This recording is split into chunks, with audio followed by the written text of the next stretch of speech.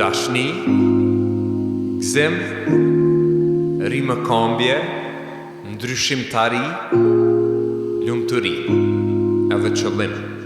Përshëndetje shoqni, hej, sot e kena një musafir shumë special, është nga Amerika, Karl Hammerdoffer, edhe intervista kam qenë anglisht, kështu që nëse doni me hi këtu, hini me vesh të anglishtës, edhe tash pja nisim me anglisht qësaj epizode, se kena këtu njerëz në Kosovë që jonë për Amerike e jashtit, e pse mos mi pas musafir për këtë punë.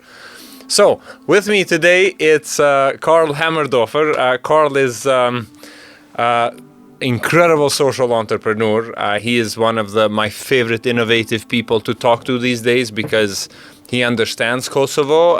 He also has a background where he was the dean of business school. Was it business school? Or? Well, I wasn't the dean. I was a director. Director, sorry. Yeah. The director for business. I wish I were the dean. I know. It's the them deans. For the Colorado State University, right? Yeah, for a global social sustainable entrepreneurship program. How cool is that? Global social Sustainable entrepreneurship It was program. a terrible name. They've now changed the name to Impact MBA. Wow. But I got the URL for them, thegoodmba.com. So if anybody wants to see it. Okay, that's interesting. I like that. I like that. And Karl, the last 8 years, you've traveled all over the world in the international development space. You were a Peace Corps volunteer. You did also directed Peace Corps in one country. Did I get that I was right? country director in Bulgaria. In Bulgaria. Just across the peninsula. Yeah, exactly. So you did that, and then the last 8 years you've been in Kosovo. Yes, correct. So I'm so curious to dive about your Kosovo journey and stories, but before that, how was your life when you were born? Where were you born? How was being born in United States? How is it different from, what you've learned from when people are born here and how we grow up? I think it was Andy Warhol who said we all get 15 minutes of fame. Okay. And I got mine the day I was born because I was the first baby born January 1st, 1961 in Fort Dix, New Jersey. Okay. So they brought in the media. My mom and dad won some prizes. I got my picture in the newspaper, and it's all been downhill since then. This is my second appearance. Wow. That's funny. So I was born, my father was a military guy, grew up in New York. I always thought of him, and he thought of himself as a New York Italian. Okay. Even though his dad's name was Hammerdoffer, German, but yeah. the Italian side of the family was much bigger. His mother's name was Toci, as you know, Teresa Toci. Yeah. And I was to find out much later in life that although they were New York Italians, they knew they had originated from Albania. Oh, wow. So let me get the Giac Kosovare thing in there first. He's one of us. I'm one, exactly. I had kind of what I thought was a normal American childhood because my dad was military. Mm-hmm. The American military was and is all over the world. Yeah. My mom was German. My dad went to Munich when he was 19. Okay. In the 50s, met my mom doing what teenagers, young adults want to do is dance and have a good time. Yeah. And they married, had 3 kids. So I grew up as a military brat, as we call them in the States. Yeah. I spent the first 18 years of my life on Air Force bases. So you traveled all over? Yeah, I had lived 8 places before I was 18. Wow. So the first place I chose to go when I was 18 was Arizona. Arizona. I went to Tucson, Arizona. But, the Air Force life is kind of really meat and potatoes American life. You play football, you play basketball, you go to American schools, even though we lived in Germany for 6 years. Yeah. And so I had a pretty normal American childhood, good schools, good family. But what I didn't know at the time was that living in Germany and, we'd take vacations to Italy or to Spain. We didn't have much money. My dad was not an officer. He was an enlisted man. Yeah. So we were very middle class. But I was getting all this, I can remember my dad dragging the three of us, my brother and sister and I, through Paris. And we kind of hated it, like as 9-year-olds, 10-year-olds would. Yeah. You just want some food or Coke. But yeah, so that was the first 18 years of my life, just normal American life. I went to elementary school in Germany. We moved back when I was, 13. I went to junior high school in Hampton, Virginia. Yeah. And then went to high school in Illinois, close to St. Louis, in the middle of the country. Okay. Which, that sort of 15 to 18-year-old period of your life is really formative, I think, in terms of who you're going to become. And again, you don't know what's happening to you when you're going through it. Yeah. But looking back, I was becoming somewhat steeped in kind of a middle America sort of conservative worldview. And then I went to college and everything changed. Oh, that's interesting. Yeah. That's interesting. Wow. And for us, it's very like this new American military family, just for the people, just to quickly explain. That means that, you had to travel, you were living in bases, right? The military bases. So you had the people that were also traveling with you there. They're the special schools. So it's a whole environment that actually people go through, and in US, that's a normal thing.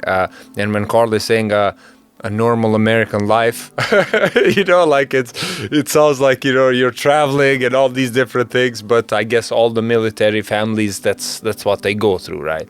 Yeah, I mean, it seemed normal to me. Yeah. Like you'd get 3 years of normality, 3 or 4 years when you lived in a place, you had your friends. What I think was uniquely not normal, which was great, is when I was in Germany, my best friends were the boys upstairs, the Vasquez brothers, Leonard, Steve, and Jamie. Okay.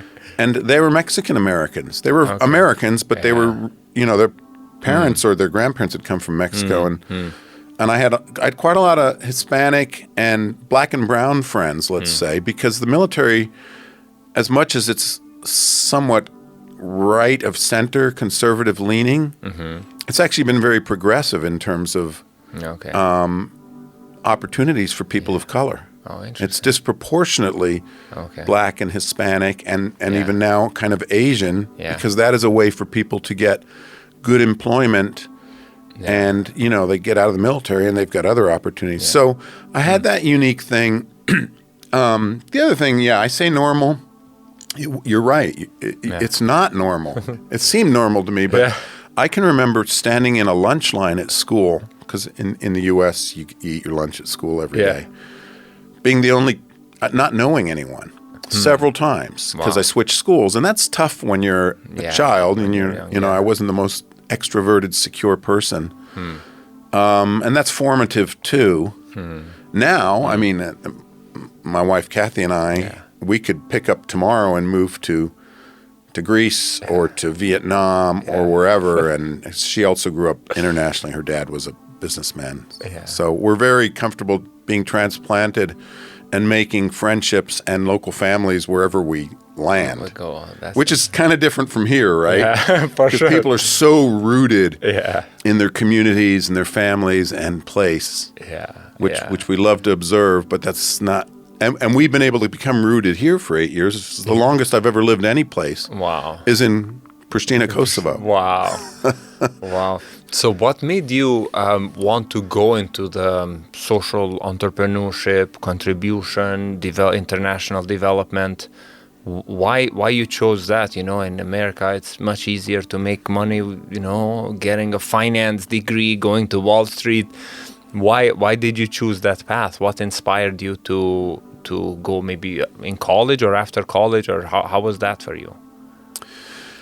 I mean, it was somewhat Taoist, the Taoism is just follow the river, whichever way it bends, and go with it. I never had any money. I was dirt poor in college.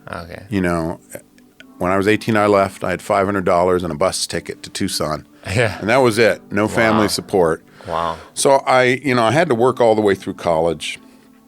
When I was at Arizona State, I was working at the State Press, the newspaper there. Which you no way. I did not know that. Yeah. That's interesting. Cool. I was on the advertising side. Okay. And a buddy of mine and I started a coupon book business. You've probably gotten these things at the beginning of the semester, these coupon books that they hand out. Yeah. You can get 2-for-1 burgers at the Okay, or whatever. yes.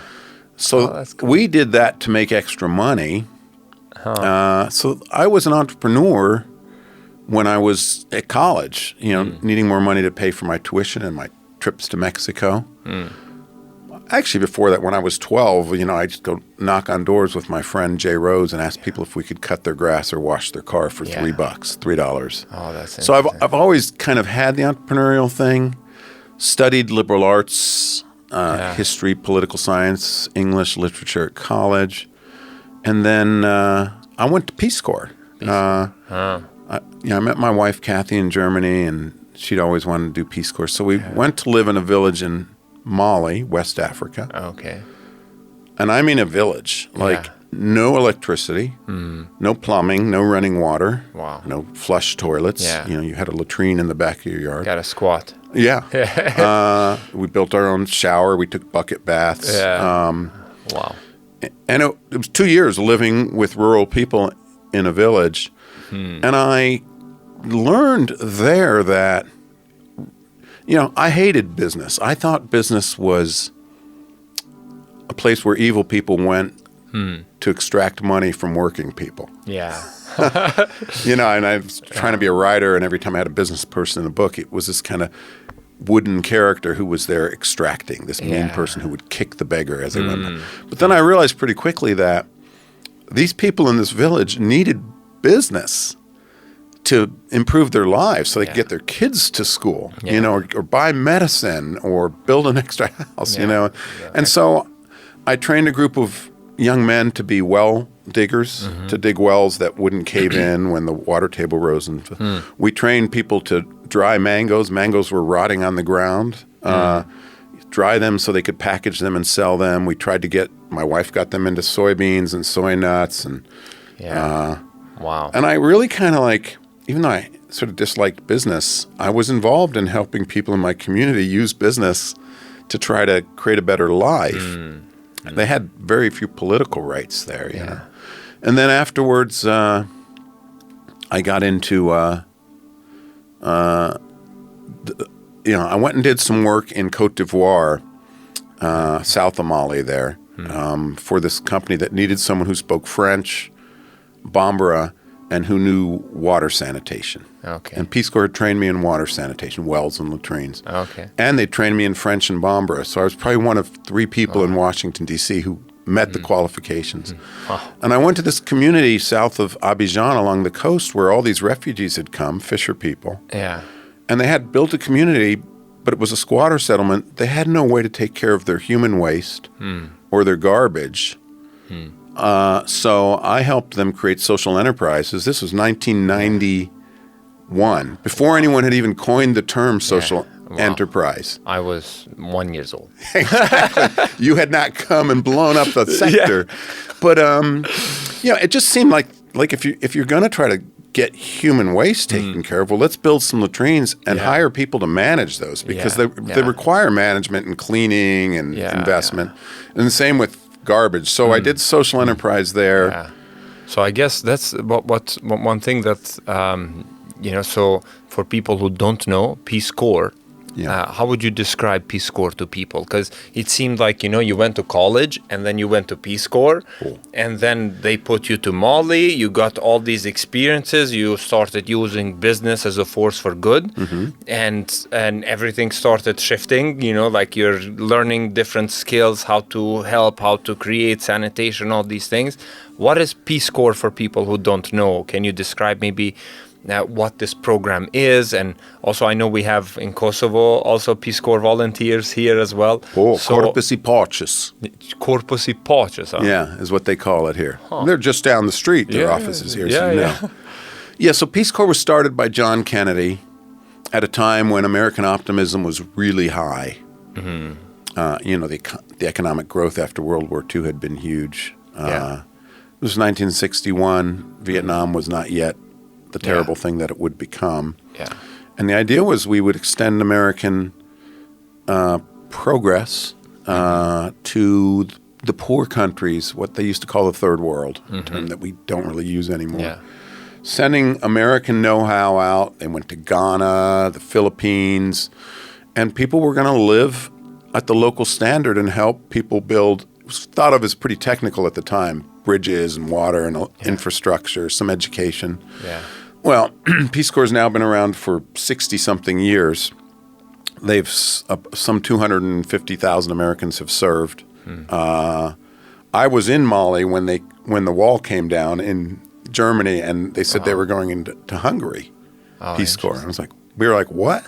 We're living in a village. These people are going to be sitting on the Danube drinking white wine. Yeah. How is that Peace Corps? You know? Yeah, interesting. But and Peace Corps here, and they were in Bulgaria. You know, I later came to realize that the physical challenges that people in a Mali or Philippines face, you know, are surmountable. But a lot of the problems in the former Soviet communist world are deeper in a way. They're cultural, as you know, and different challenges. But yeah, Peace Corps gives Americans a chance to serve for 2 years. Most of them are young Americans. Most of them are college grads. But if you're like a farmer or a construction person, you don't need a college degree. Probably 15% of them are older Americans who really have a lot more to offer than a 22-year-old. And I went in as a married volunteer with Kathy, my wife. Wow. You know, Peace Corps sort of collapsed during COVID. Now it had 8,000 people in 80 countries. Now it's probably up to 1,500. They're really trying to rebuild. Wow. And people do it for altruistic reasons, I think. They want to change the world to contribute. Yeah. And it's right after college, or is it at any point in life you can join? You can join Peace Corps if you want. I mean, actually, I think it's great if you can do it in your 40s because you have so much energy and so much wisdom and knowledge to offer. But most of the people do it right after college. Yeah. And a lot of those people then get in, as I did, they get into international development because this whole world is, world that you don't know exists as a normal American in Illinois or Arizona. You know, these embassies and these diplomats and USAID and people doing legal reform and gender and entrepreneurship and all of this stuff that we do globally for billions of dollars. Well, Peace Corps is a great preparation for that. So when you go up to the embassy here, I would say if you look at the most common background element for those people, Peace Corps would be one of the top three for sure. For sure. Wow. What a powerful program. Okay. Super. Shumir. I would love to help. I think one mistake Peace Corps has made is when they leave a country, like they left Bulgaria when they went in the EU. They said Bulgaria has graduated. Oh. I think it's a huge mistake not to help Bulgaria create its own Peace Corps. Because it's an expression. That's a good idea. And I think we should be helping Kosovo create its own Peace Corps. It would be a fraction of the size of the U.S. one, but why couldn't you send young Kosovars to work in an NGO in Bulgaria or Germany or the U.S. or Tanzania? I love that. They would love people have asked me, like sometimes as Americans we don't appreciate what we have, and I've had so many young people say, I wish I could be in a Peace Corps, Can I be it? No, you need to be an American to do it. But there's no reason why. You got to be an American. I love that. And I think two things come to my mind. One is, you said that you were working, even as a student. You said $500, you went to Arizona. Yeah. And then you were working, like here in Kosovo, it's not as common, even though, yes, I see students getting like bartending jobs and all these things, but sometimes they're like, oh, no, I'm, like I don't work when I'm studying because I had to also mow grass all over, babysit, tutor math, physics. When I went to U.S., I was training dogs because my family, where I lived, my exchange family had 11 dogs. So after I started working with them, then I was like, I need a certification so I can start training actual dogs. And then my neighbors were like, can you teach my dog to sit or to walk without a leash or walk normally? So I started doing all these jobs, and I find that that is so normalized in United States to actually work and support yourself in college. Yeah. Here, sometimes I feel like that's not the case as much. Not the case as much. Usually parents are going above and beyond to support kids with the money, with everything, so that during college they don't have to work. But I think, do you think that's a good thing? No? I do think it's, I'll tell you what, I have mixed feelings about it. Okay. It was tough. You know, I can remember looking under the couch pillows to find dimes and quarters so I could buy food or beer on a weekend, you know. I didn't have any money. Yeah. You know, all my money went into school. And I was a little resentful at times because, you know, a lot of the people I knew at the U of A they came from a higher class, socioeconomic class, and they didn't have to work. So they were in fraternities and sororities.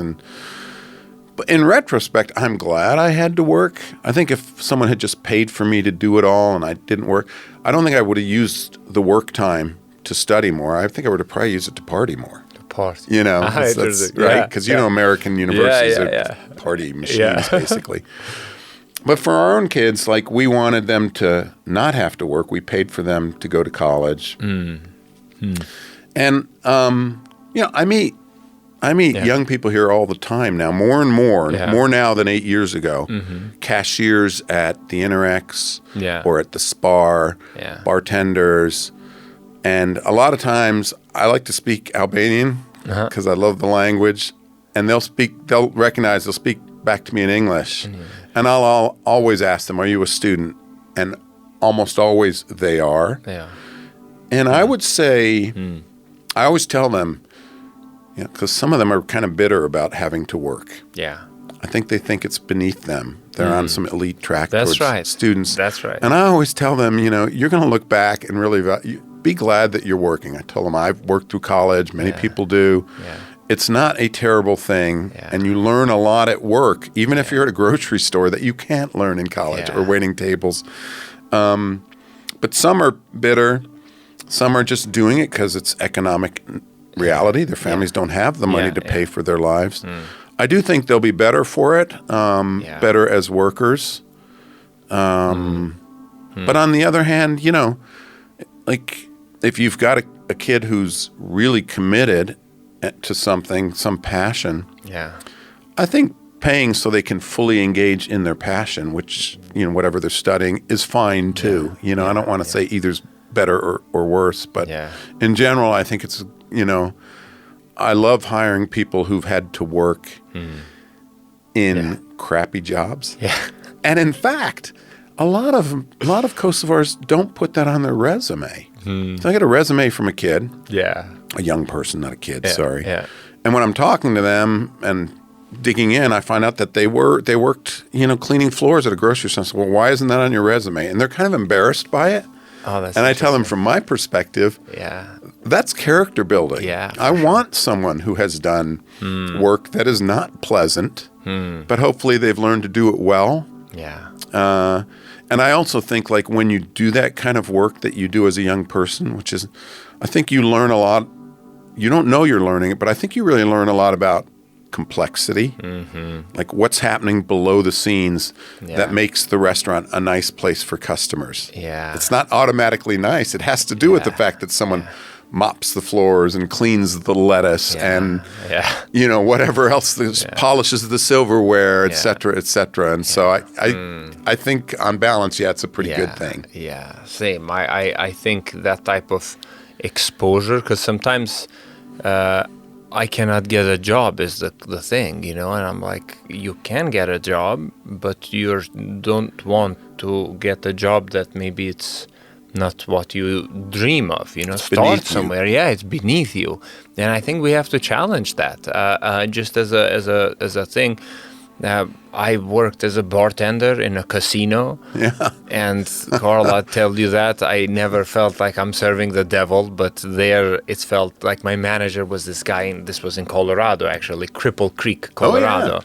It was a gold mine city, and there's all casinos, and I went there to get an internship for solar panels, installing solar panels and stuff like that. But that was during the day.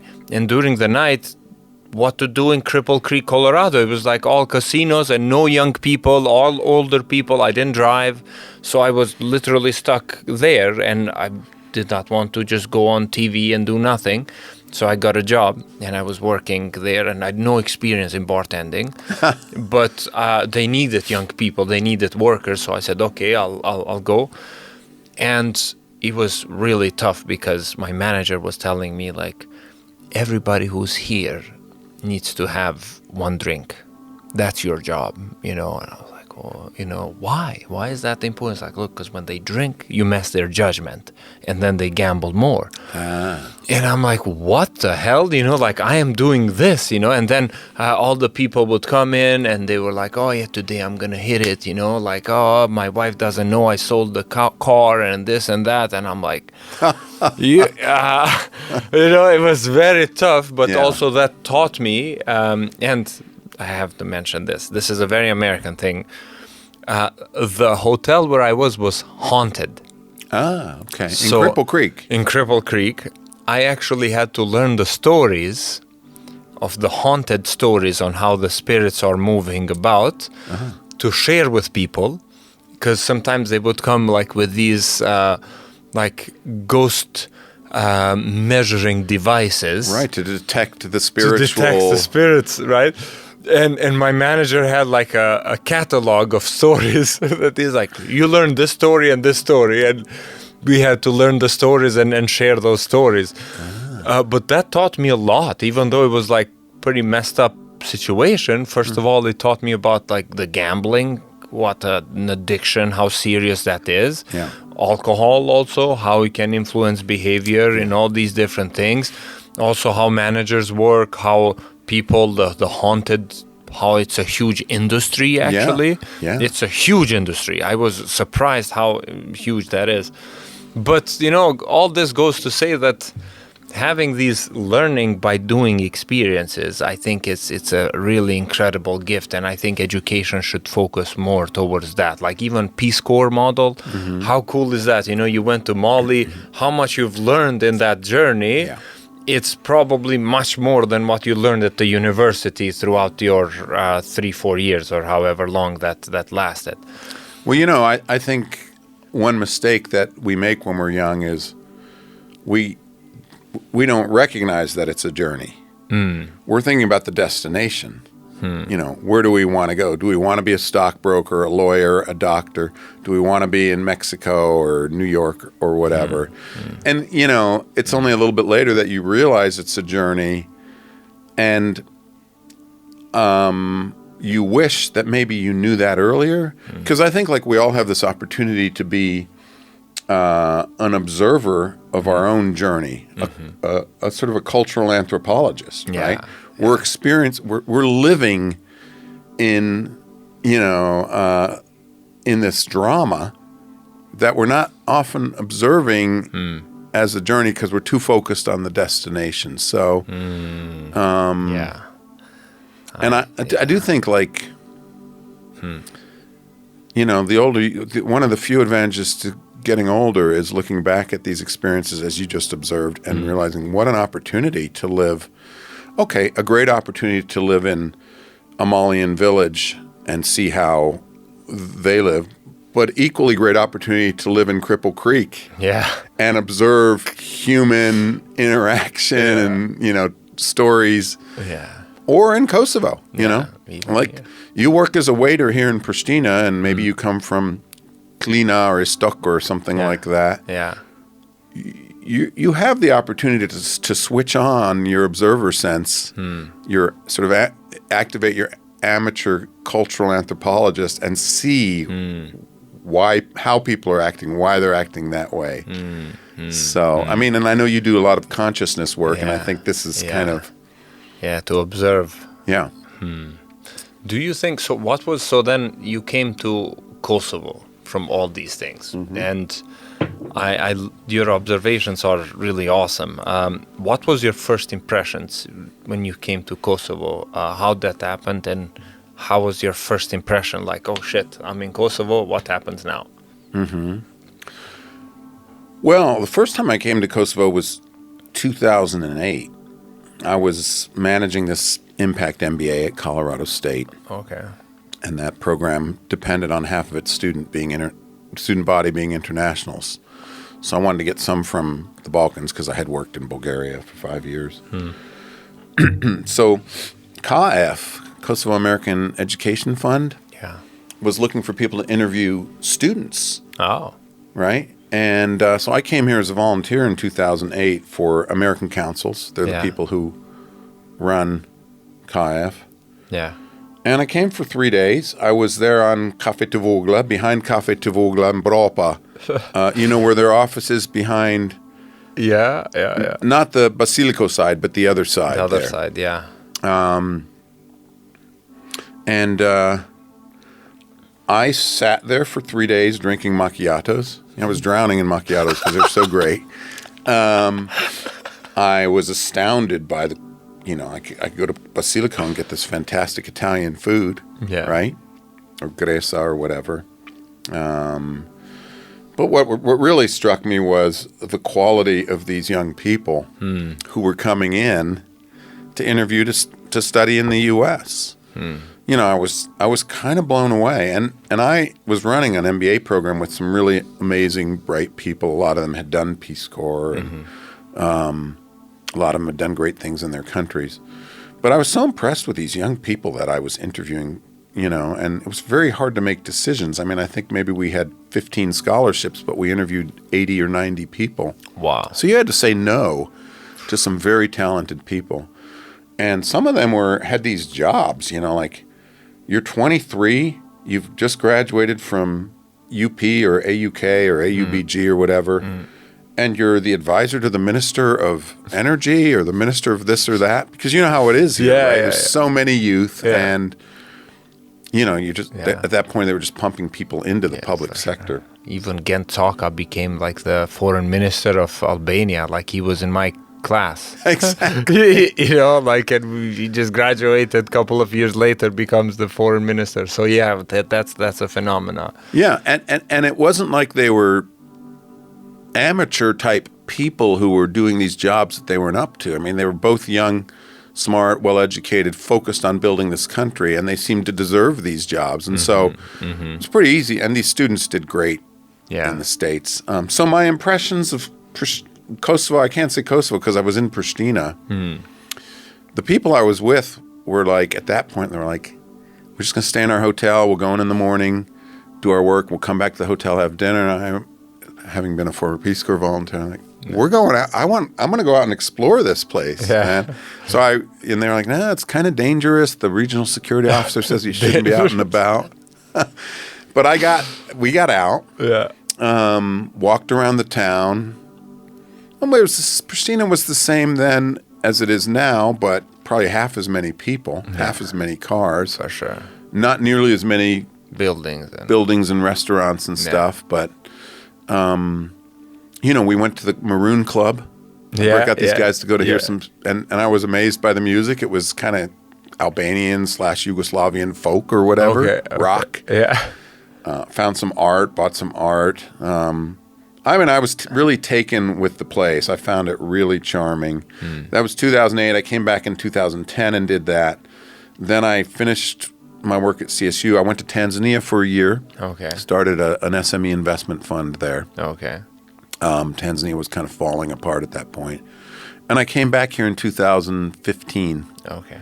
It looked much the same, but it seemed like it had bloomed a bit. It seemed less gray and brown. Yeah. And black, more colorful. We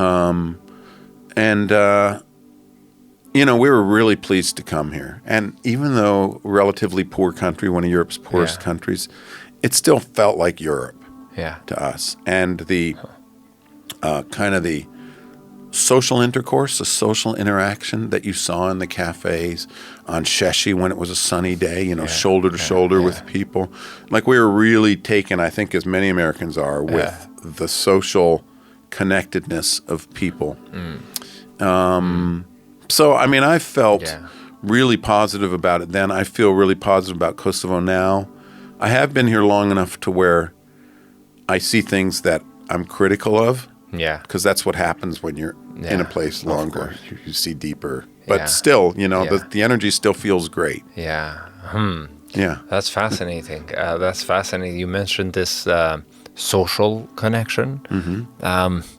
How do you say it's different from how the U.S. social connection functions? And I ask this because I find that many people here that go outside, they go to live in U.S. or in Germany or in Switzerland or wherever they're going, they go there, but then there's always something missing, like there's like, they have trouble integrating.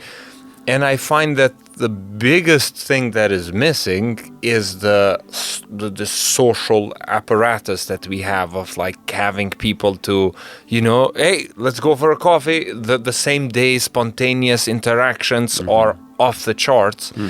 And I'm curious to hear your perspective on that. How do you see the role that the social engine has to making Kosovo? Yeah, I mean, it's a really complicated question. I'm not a cultural anthropologist, so I do know that social capital is everything here. Social capital as in who you know and who knows you. Yeah. Network. Yeah, so, and not just here. I mean, Bulgaria was the Balkans too. Yeah. I lived there and I've worked in Macedonia. Greece. I mean, you go to Thessaloniki. Yeah. The energy of Thessaloniki, I don't know if you've been lately, but at night is fantastic. There's just so many people out together eating and drinking and talking and, it doesn't feel quite this. We don't have that in the States because I think Americans are so work driven, and that we work a lot and we get so much energy from our work, and then, we don't walk anywhere. We, a lot of Americans get up, have their breakfast, jump in a car. Yeah. Sometimes they don't even go in the outside world. Their car's in an inside garage. Yeah. They drive to another inside garage, get out of their car, go to the office, work 8 to 10 hours, come home, have dinner, watch Netflix. Yeah. And you don't have any human contact, right? Yeah. Families maybe, families might have it. But, there's a great side, and in terms of feeling welcome and being really happy here, I see that all the time. I had that when I first came here, and as I've had consultants over here and worked with other foreigners, we're really comfortable and happy here, and we get a lot of energy from all that social connection. I do remember when I got here, like I was chief of party for TLP, Transformational Leadership Program for World Learning Aid Project, U.S. Aid Project. I'd go to lunch with people or coffee, which you do all the time here. Like you do that more than anything. Yeah. And I didn't really understand that the people I was going out with looked at this as accumulating a kind of social capital. Me, by having coffee. And I wasn't an important person, you know. And then they'd oftentimes want to get a selfie with me. And I was like, oh, okay, great, let's do a selfie. Yeah.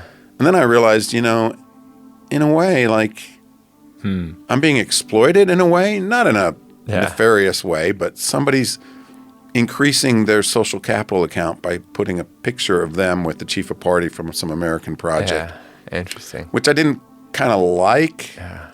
And then, I realized also, like, because part of what I was doing wasn't just sending Kosovo, and TLP sent 300 people for scholarships to the U.S., as you know. But I was also trying to rebuild the University of Pristina as an enterprise, because the university is an enterprise too. It's a social enterprise, really, right? Sure, sure.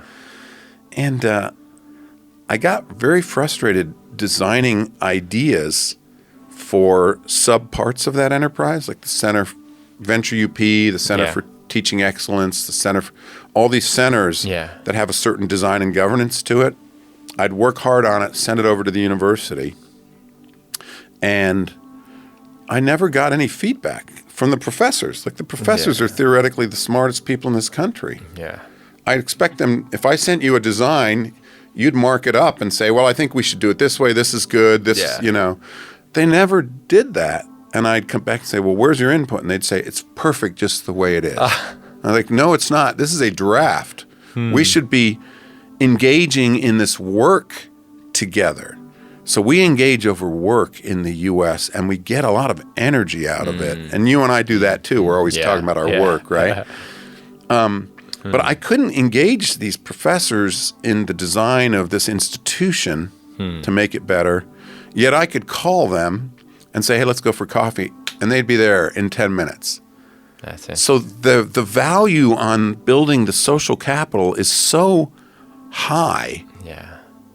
And the value on what I would call like the intellectual work capital just is ignored at the expense of it. And I mean, I know there's cultural reasons for that. You lived in a place where building your social capital could advance your life, could save your life, could save your kids' lives, advance their lives. So it was kind of everything. Yeah. And so, I mean, it's probably a gross oversimplification, but I think there's reasons for it. For sure it's like that. Now I think Kosovo's at a point where they need to kind of realize that it's not the social cap. Like, we have plenty of social capital. Let's have enough to make us happy, but let's focus a little less attention on the coffee and more attention on the actual designing something cool. Yeah. Oh my God. So here's a quick story. Okay. So I go to this bank, not mentioning their name, and I go and I have friends there I can call. One of the directors is actually my former basketball friend. And they abuse me. I mean abuse, like, oh, no, come tomorrow, or, like just not taking it serious at all. And I'm kind and I'm soft and all these things. And then I meet with a friend. I'm like, dude, I still don't have my business account because they lost my papers and this and that. And it's like, what? Why didn't you call me? I said, it's not the point to call you, like, and then he's like, oh my God. And then he gets involved, and within 10 minutes, Carl, it gets solved. Something that, and then I told my parents, I'm like, wow, this happened. They're like, of course it happened. Like, I knew somebody there. Why didn't you reach out to me? Yeah. And I'm like, I don't want things to go like that, like. No, you want the institution to do the right thing because it's rules-based, not connection-based. Systems, rules, culture, this, we need to change this because then there's people who don't have these connections. Yeah. An example is, I had a friend from Vitia, and he was like, I have a dream to organize a student event in Pristina. Yeah. And I said, do it, like there's all these places, okay.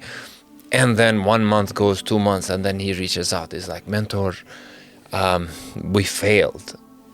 I'm like, Besnik, what do you mean you failed? He said, well, we cannot secure a venue. And I'm like, you have Kino Armata? He's like, yeah, I reached out to the email, nobody answered.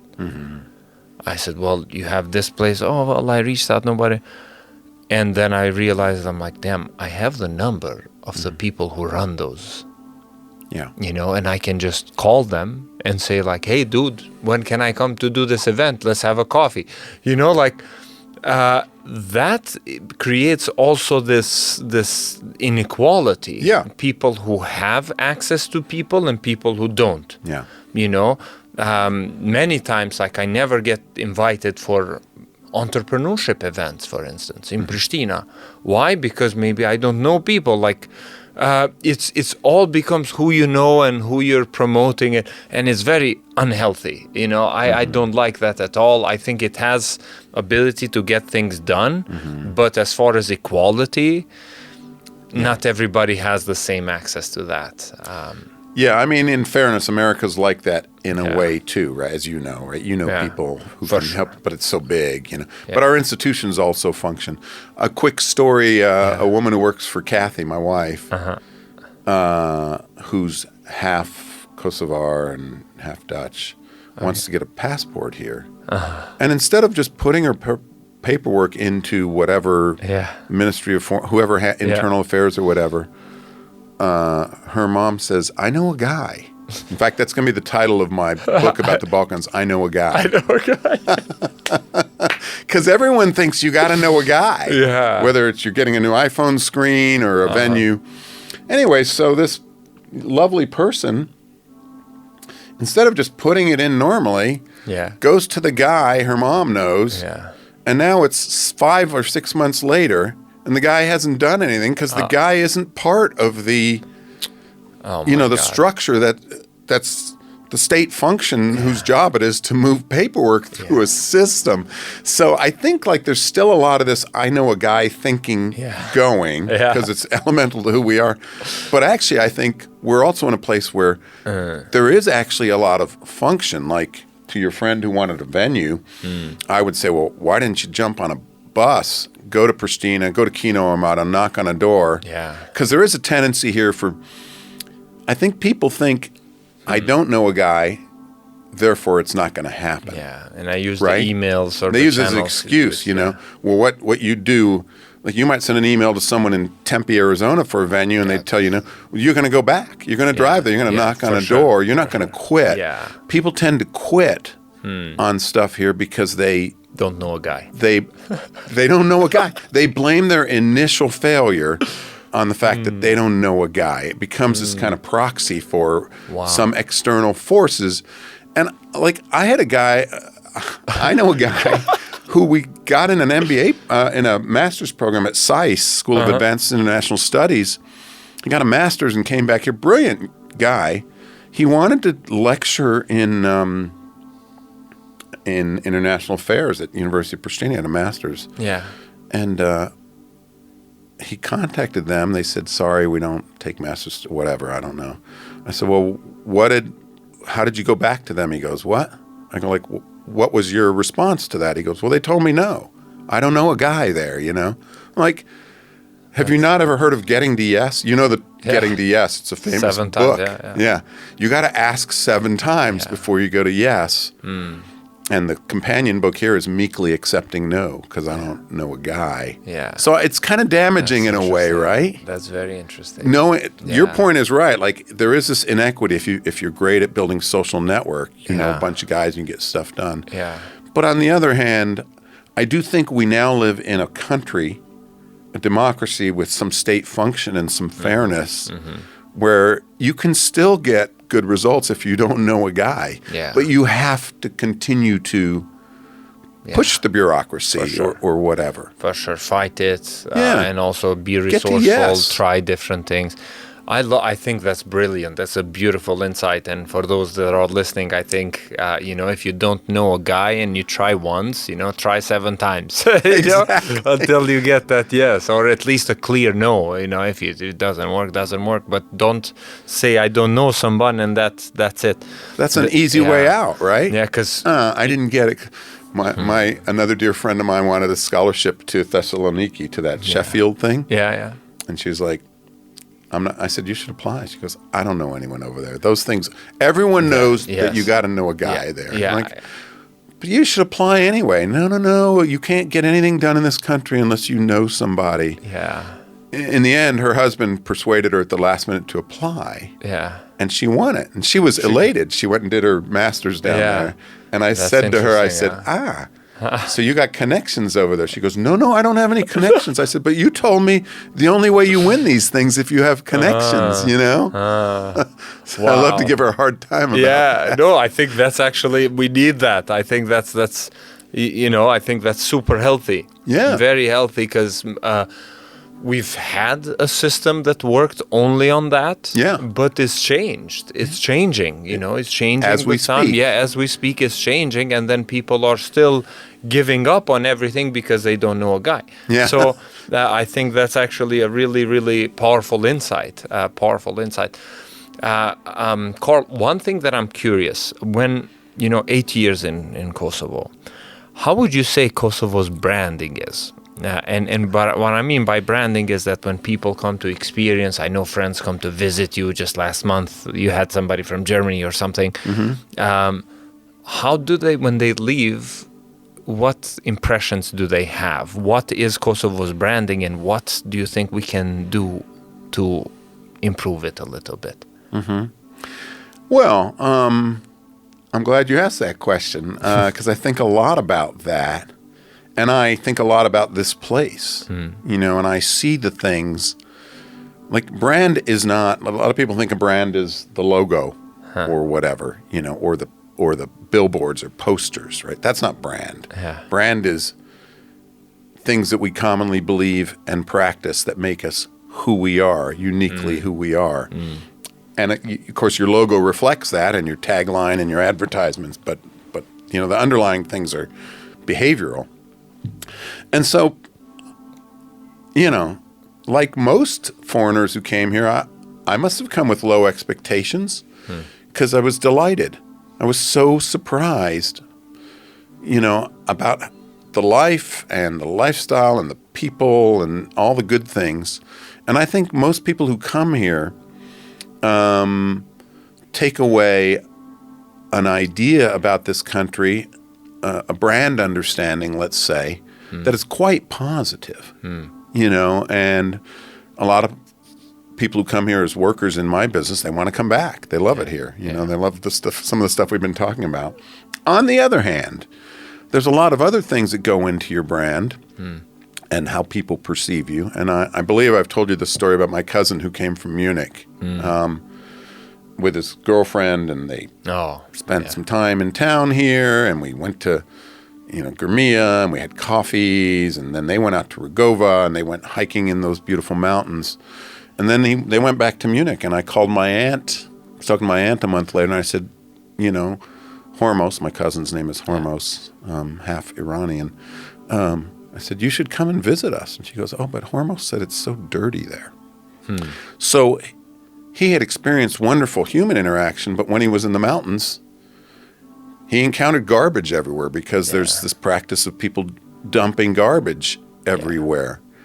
And, you know, I know that personal cleanliness and cleanliness of your house here is a super high priority here. People, you don't wear your shoes in the house. Here in America, you never take your shoes off. It's way super, actually too clean sometimes. You clean your windows 2 days a week. Here in America, we clean it maybe once every 3 months.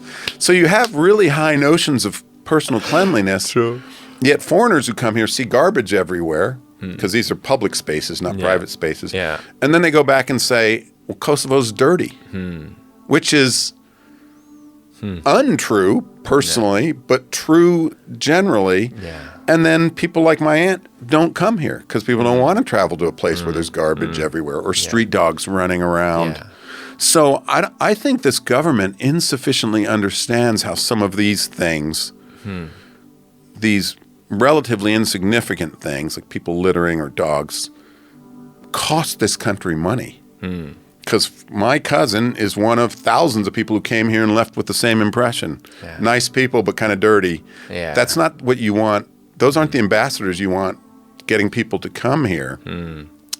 So that's one negative thing, and that's, you know, you and I have talked about that before.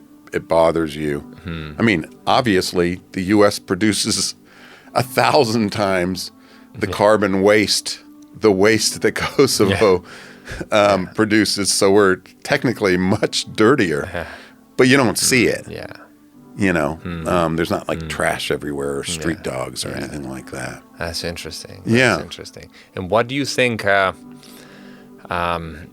you know, when people are saying nice people, you said, like people see the people here, they get the interactions. You know, I've even had my friends when they come here, we go to cafes, like we go to Ditenat and there's music and they get to, while we're walking there, we run into 5-6 different people and that adds so much value. You know, like, wow, you know everybody here, you know, like, oh yeah, this is the guy we went to school. And I think that's awesome. And people love that aliveness. You know, they love that aliveness. And at the same time, you know, there's this other side of you know, like street dogs or this, or sometimes, you know, even, you know, what bothers me is air pollution. You know, or drivers treating you like you're a goat or a cow. Oh yeah, you know? Like I mean, sometimes hard to walk on the street and all these things. You have to leave the sidewalk to go in the street because somebody's parked. But we tolerate that, and I'm curious what your perspective is. You know, like the lady with a stroller, you know, there's a car that just goes by the sidewalk, blocks her way, and the lady has to go by and push her baby into push traffic, her baby in the basically. traffic, you know, that type of stuff. And I'm curious your perspective on how do you see that, you know, like are people that are so connected, so know each other, why?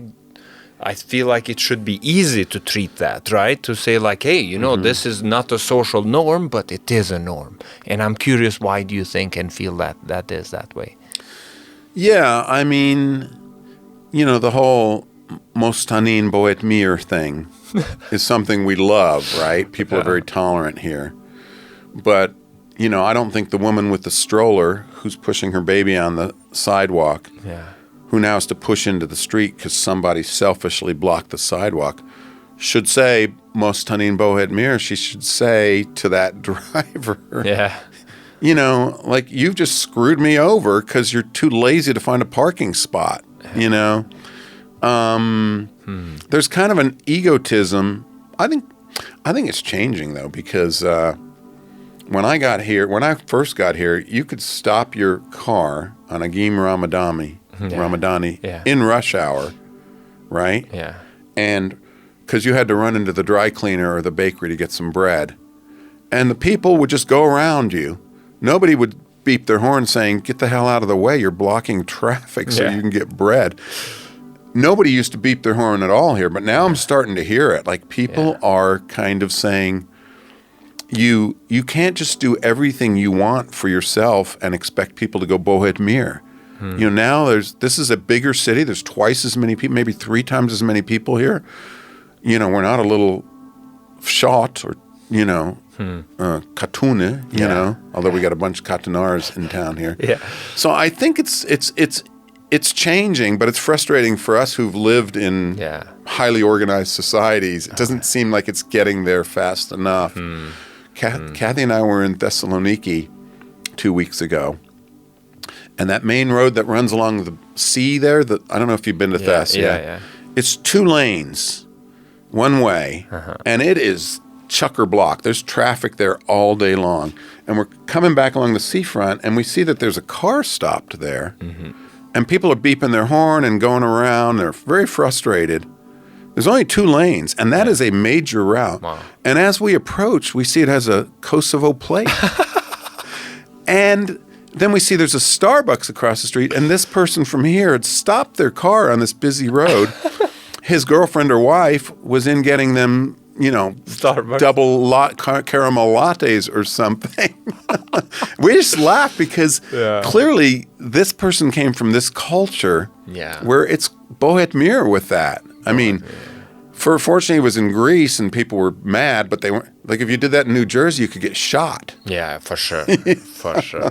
Wow. So, I mean, it's definitely in flux and it's changing. And I think, like, these values, I do think, like, to your point about brand, I think the government should be paying somebody, possibly you and me, but possibly Saatchi and Saatchi or some other organization that's, you know, that understands brand and should be subtly communicating how what we do when we do selfish things as individuals here for our immediate gratification, that adds up to a perception that's not good for, you know, that's not the perception we want to have. And it's not who Kosovars are. Kosovars would do anything for you if you're in their clan.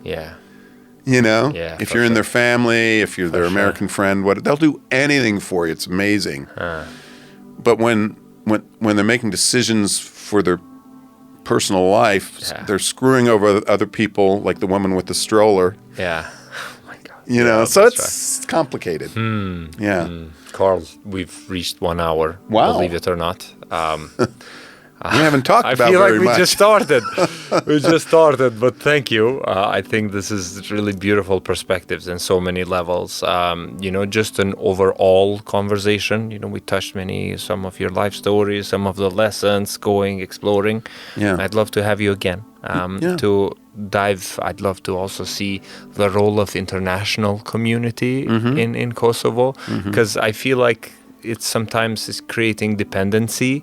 and sometimes it's helping. Yeah. So how do you balance that, and how do we each find the roles between these two, worlds right there? But I'm so grateful you're here, and thank you for also being in Kosovo 8 years. And I'm surprised that you still have all these good words. Because sometimes all of us after some time become like, oh my God, this is too much. And it is. But if you realize that everywhere in the world, that happens, then it becomes normal. So thank you so much for everything. And thank you for being a guest here. Thanks for having me. I'd love to come back. Yeah. Thank you, Kosovo, for putting up with me for 8 years, because I'm a cranky old guy. But I do have a lot of thoughts about international development. I've worked in that field for a long time. Yeah. And I think they're doing a lot of great work here, AID and the Europeans. But I do think there's things that could be done on the Kosovo side to manage for more return on investment. Yeah. So we could talk about that sometime. Let's do Thank it. you. Let's Thank you do so it. much. Yeah, awesome. Thanks, Carl. Okay. Okruşok. Okre.